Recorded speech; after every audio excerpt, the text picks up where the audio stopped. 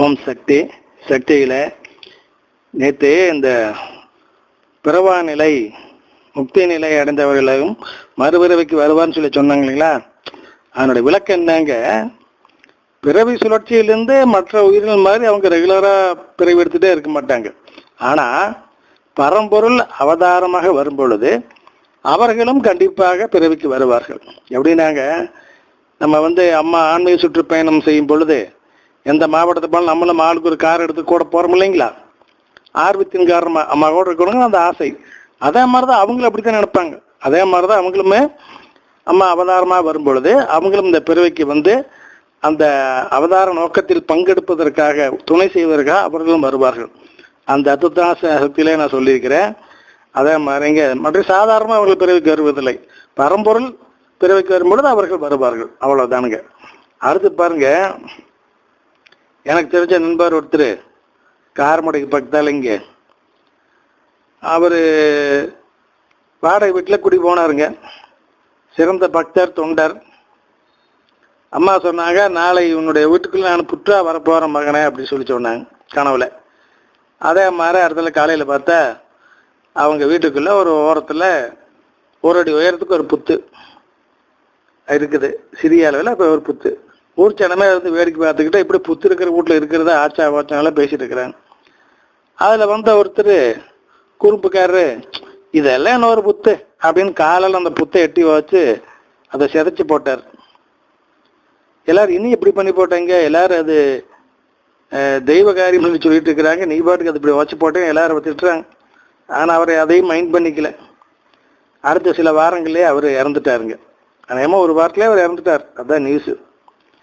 அடுத்து பாருங்க, அந்த புத்து வந்த வீட்டு என்னுடைய உரிமையாளர், அதான் அந்த வீட்டில் குடியிருக்கிறவர், அவர் பேர் சுப்பிரமணி. அவருடைய சம்சாரம் பேர் கண்ணம்மா. அந்த கண்ணம்மாவுடைய கனவுல அவளுக்கு ஒரு சிறிய அளவு தோட்டம் ஒன்று இருக்குதுங்க. அந்த கனவுல அம்மா காமிக்கிறாங்க, அவங்க அவரைக்காய் போட்டிருக்கிறாங்க. அந்த அவரைக்காய் பொறிக்க போகும் பொழுது அங்கே ஒரு பெரிய நாகம் படுத்திருப்பதாகவும் அது அவர்களை தீண்டுவதாகவும் கனவில் காட்டினார்கள். எப்பவுமே நாகம் கனவுல தீண்டுனா அது நல்லது, கஷ்டம் விலகிருச்சுன்னு அர்த்தம், அப்படி சொல்லுவாங்க பெரியவங்கெல்லாம். இது இந்த மாதிரி காமிச்சிருக்குதுங்களா? அதே மாதிரிங்க அடுத்த நாள் அவங்க தோட்டத்துக்கு அவரைக்காய் பறிக்க போகிறாங்க. இந்த அம்மாவில் வீட்டுக்காரர் மட்டும் போகிறாங்க.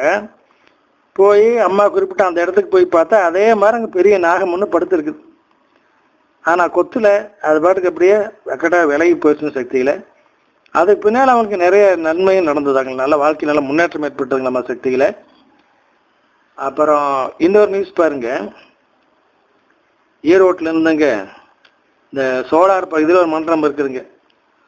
சக்தி பீடத்துக்கு இடம் கொடுத்து இப்போ அந்த இடத்துல மன்றமாக நடந்துட்டு இருக்குதுங்க. அந்த இடத்துல அந்த மன்றத்தை சேர்ந்த சக்தியெல்லாம் கருவறை பணிக்கு போயிருக்கிறப்போ அம்மா ஒருனா சொன்னாங்க, இந்த கூட்டு வழிபாடு செய்ய நானும் பல இடம் சொல்கிறேன், யாரும் கேட்கறதில்ல, நேரம் இல்லை, எதோ சொல்கிறீங்க, சரி உங்களுக்கு தகுந்த மாதிரி ஒரு உபாயம் சொல்லித்தரீங்கன்னு சொல்லி அம்மா சொன்னாங்களா. வெள்ளிக்கிழமை தோறும் வீடு பூரா மஞ்சள் நீர் தெளித்து அம்மா படத்து மேலே விளக்கேற்றி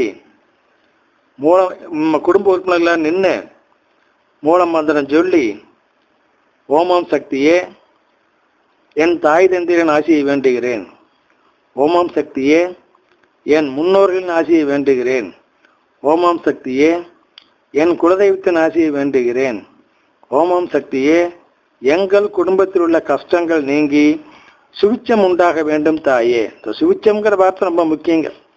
அப்படி சொல்லிக்கிறாங்கம்மா, சுவிச்சம் உண்டாக வேண்டும் தாயே அப்படின்னு சொல்லி எல்லாருமே தரையில் விழுந்து கும்பிட்டு எந்திரிச்சு விளக்க காமாட்சி விளக்கு ஏற்றிருக்கோம் இல்லைங்களா, தொட்டு கும்பிட்டு கலைஞ்சிட வேண்டியது. அவ்வளோதான் எனக்கு கூட்டு வழிபாடு முடிஞ்சது. இப்படி சொல்லிக்கிறாங்க பார்த்தீங்களா அம்மா, எளிமையா எதையாவது செய்யலாம் சக்தியில். அடுத்து பாருங்க,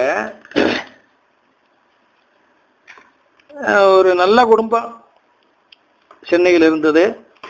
அந்த குடும்ப நல்ல பாரம்பரியமாக அம்மா பக்தர்கள் தொண்டர்கள். அந்த வீட்டு தலைவர் வயசான பின்னால் இறந்துட்டார். தாயார் மட்டும் இருக்கிறாங்க. அவங்களுக்கு ஒரே மகன், திருமணம் ஆகாத பையன், நல்ல வசதி, நல்ல வியாபாரமெல்லாம் பண்ணிட்டுருக்கிறாங்க. இந்த விநாச காலமே விபரீத புத்தின்னு சொல்லுவாங்க. அது அவங்களுக்கு வந்துருச்சு. இந்த பையன் என்ன பண்ணாங்க, இங்கே கோயம்புத்தூர் பக்கத்தால் ஒரு மடத்துக்கு வந்தான். அந்த சாமியாரோட பழக்கம் ஏற்பட்டது. எல்லாம் ரொம்ப பிடிச்சி போச்சு. வீட்டுக்கு திரும்பி வந்த உடனே அவங்க அம்மாட்ட சொன்னான், இனிமேல் ஓம் சக்தி கீம் சக்தி எல்லாம் சொல்லக்கூடாது, ஓம் சக்தி கும்பிடக்கூடாது, மருவத்தூர் போகக்கூடாது, அந்த படத்தையெல்லாம் கழட்டி கொண்டு ஓரமாக போடு, இவர் தான் உண்மையான குரு அப்படின்னு புதுச்சாமியார் படத்தை கொண்டு வந்து வீட்டில் மாட்டி வச்சுட்டானுங்க. இதைத்தான் இனிமேல் கும்பிடணும், சும்மா அம்மாவுக்கு அம்மானால சொல்லிட்டு இருக்கக்கூடாது வீட்டுக்குள்ளே அப்படின்னு அந்த விதவை தாயாரையும் போட்டு மிரட்டி போட்டானுங்க. அது என்ன பண்ணுங்க, பேசாமல் இருந்துக்குச்சு. இந்த மாதிரி இந்த பையன் 6 வருஷம் அம்மா விட்டு விலகி இருந்துட்டானுங்க. புதுச்சாமியார் உரக்கு போயிட்டானுங்களா. என்னாச்சு, இவனுடைய தொழில் வியாபாரம் காசு பணம் எல்லாம் ஒவ்வொன்றா கால வெள்ளத்தை அடிச்சுட்டு போயிடுச்சு. ஒன்றும் மிச்சம் இல்லைங்க. சைபருக்கு வந்துட்டான். திடீர்னு ஒரு நாள் வந்தோடனே அவங்க அம்மாட்ட சொன்ன, அம்மா இந்த மருவத்திரமா படத்தில் எடுத்து பழையபடி மாட்டு, இனிமேல் மருவத்திரமா தான் கும்பிடணும், வேற எதையும் கும்பிடக்கூடாது அப்படி சொல்லி வா மருவத்தூர் போகலாம் அப்படின்னு சொல்லி மருவத்தூர் வந்தானுங்க. அம்மாவை பார்த்தாமன்னு சொல்லுங்க, போய் தொண்டு செய்யடா, ஏன்டா கூறு விட்டு போய் திரியிற அப்படித்தான் சொல்லுவாங்க. அதே மாதிரி இப்போ வந்து ஒழுங்காக தொண்டு செஞ்சுட்டு இருக்கானுங்க. எப்படி சக்தியில் ஒழுங்காக இருந்த 6 வருஷம் இன்னும் எவ்வளோ வரைச்சி அம்மா கொடுத்துருப்பாங்க, எல்லாம் அவனே எடுத்துக்கிட்டானுங்க. சொந்த காசில் சூனியம் வச்சுக்கிறன்னு இதுதான் சொல்லுவாங்க. அதே மாதிரி பாருங்க சக்தியில் இன்னொருத்தர், இவங்க அம்மா பக்தரெல்லாம் இல்லை, ஆனால் இவங்களுக்கு பல விதமான கஷ்டங்கள். பசங்களுக்கு 40 வயசாயும் கல்யாணம் ஆகலை, நல்ல வசதி இருக்குது, அரசாங்க உத்தியோகத்தில் இருக்கிறாங்க, நல்ல வருமானம், ஆனால் அவர்களுக்கு திருமணம் என்பது கைகூடவே இல்லை. அதனால் நம்ம சக்தி சொன்னாங்க, ஒருத்தர் நீங்கள் மேல்மருவத்தூர் வாங்க, அம்மாவில் பாத வச்சு பண்ணி கேளுங்க, அமாவாசை வேல்வியில் கலந்துக்குங்க அப்படின்னு எல்லா வழியுமே எடுத்து சொன்னாங்க. தவறாமல் குலதெய்வத்து கோயிலுக்கும் போங்க, ஒரு இடம் போயிட்டு வந்து அம்மாவில் வந்து பாருங்க, எல்லாம் சொல்லி கொடுத்தாங்க.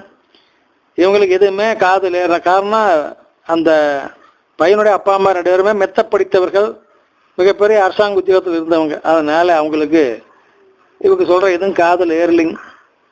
அப்புறம் கொஞ்ச நாள் மேலும் பிரச்சனையே தீராமல் இருக்குங்காட்டி, சரி குலதெய்வத்து கோயிலுக்கு தான் போய் பார்ப்போமே அப்படின்னு சொல்லி குலதெய்வத்து கோயிலுக்கு போனாங்க. அவங்க குலதெய்வம் எங்கே தெரியுங்களா இருக்குது, கும்பகோணத்து பக்கத்தால் ஸ்ரீ வாஞ்சியம் அப்படிங்கிற ஊர் பக்கத்தால் இருக்குதுங்க அந்த குலதெய்வம். தேடி போனாங்க. போகும்போது அங்கே வந்து அந்த குலதெய்வத்தை பூஜை பண்ணுறவங்க ஒரு பாட்டி. அந்த பாட்டி இவனுடைய கனவுல அந்த குலதெய்வம் வந்து அடிக்கடி பேசுங்களா, நாளைக்கு யார் வரப்போகிறாங்க, எந்த ஊர்லேருந்து எத்தனை பக்கத்தில் வரப்போகிறாங்க, அவங்களுக்கு சாப்பாடு தயார் பண்ணி வெய்ந்த மாதிரி எல்லாம் இத்தனை பேர் வருவாங்க அப்படின்னு எல்லாமே பூஜை சாமானம் தயார் பண்ணி எல்லாம் அந்த குலதெய்வம் சொல்லி முன்கூட்டி சொல்லி கொடுத்துருங்களா. இவங்களும் போய் அதை மாதிரி இறங்கியிருக்கிறாங்க. ஆனால் ஒன்றுமே சொல்லு. என்னென்னு பார்க்க அந்த பாட்டி சொல்கிறாங்க, கடந்த 1 வாரமாக நம்ம குலதெய்வத்தை யாரை மந்திரவாதியை வாக்கெட்டு கட்டி வச்சுட்டான், அது மட்டும் இல்லாமல் கண்ணையும் கட்டி வச்சுட்டான், இதை வந்து எப்படி தீர்க்கறதுன்னு தெரியல அப்படின்னு அந்த அம்மா சொல்லிக்கிறாங்க. இவங்க அப்புறம் அந்த குலதெய்வத்தை கும்பிட்டு போட்டு வீட்டுக்கு திரும்பி வந்துட்டாங்க. அப்புறம் 1 வாரத்தில் என்னமோ கொஞ்சம் நல்ல புத்தி வேலை செஞ்சுருக்குது. சரி மருவத்தூர் போய் அம்மாவுக்கு பாத பூஜை பண்ணிட்டு அப்படியே அமாவாசை வேள்வியில் கலந்துக்கிட்டு வரலாமே அப்படின்னு சொல்லிட்டு அமாவாசை அன்னைக்கு வந்திருக்கிறாங்க. பாத பூஜை பண்ணிக்கிறாங்க. அம்மா அன்னைக்கு மௌனமாச்சுங்களா, அமாவாசை அன்னைக்கு ஒன்றும் பேசலை. சரி வேள்வியில் கலந்துட்டு குச்சி போட்டு கூட்டுக்கு வந்தாங்க. வீட்டுக்கு வந்த ஒரு 4-5 நாள் கழிச்சு மறுபடியும் குலதெய்வத்து கோயிலுக்கு போனாங்க. இப்போ போகும்பொழுது அந்த பாட்டி சொன்னாங்க, பூசாரி பாட்டி, குலதெய்வத்தை கட்டு விட்டுருச்சு. இப்போ எப்பவும் போல் குலதெய்வம் கூட பேசுது, எல்லாம் பண்ணுது, கட்டை வந்து யாரும் அவுத்து விட்டாங்க, இப்போ நல்லா இருக்கிறாங்க குலதெய்வம் அப்படின்னு சொல்லிச்சுங்களா. எப்படி பார்த்தீங்களா, பேசாமலே அம்மா எல்லாம் செஞ்சிருவாங்க.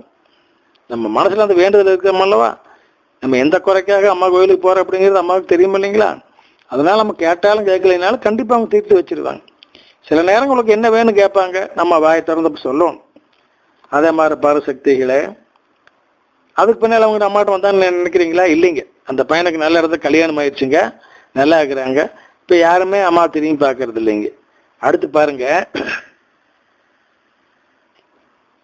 சக்திகளை கோயம்புத்தூர்லிங்க குழந்தை இல்லாத ஒரு தம்பதிகள். இந்த தம்பதிகள் கல்யாணம் ஆகணுமே அம்மாட்ட வந்திருக்கிறாங்க. அப்போ அம்மா சொல்லிக்கிறாங்க, 2 பேருமே சூள யாகன்றதுக்கு பணம் கட்டி வேள்வி செய்யுங்க அப்படின்னு சொல்லி சொல்லிக்கிறாங்க. உடனே குழந்தை தருகிறேன் அப்படின்னு சொல்லி. ஓம் சக்தி.